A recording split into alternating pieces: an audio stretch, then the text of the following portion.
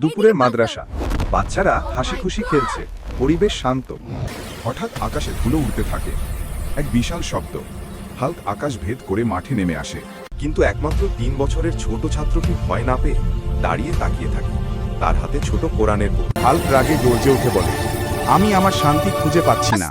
ছোট ছাত্রটি ধীরে এগিয়ে এসে নরম কণ্ঠে জিজ্ঞেস করে, আপনি কি খুঁজছেন?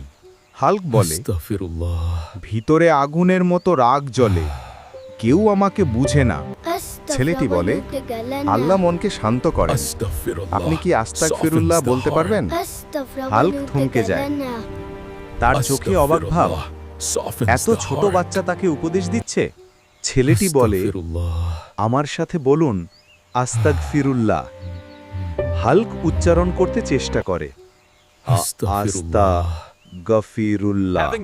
হাল্কের মুখে শান্তির আলো নামে, তার রাগ মিলিয়ে যায়। সব বাচ্চা এসে তার সাথে খেলতে থাকে। মাদ্রাসার মাঠে আবার হাসি ফিরতে থাকে। তুমি তুমি এখনই ফলো আর সাবস্ক্রাইব করো, না হলে হাল্ক রেগে যাবে। শুধু মজা করছিলাম, জলদি করো।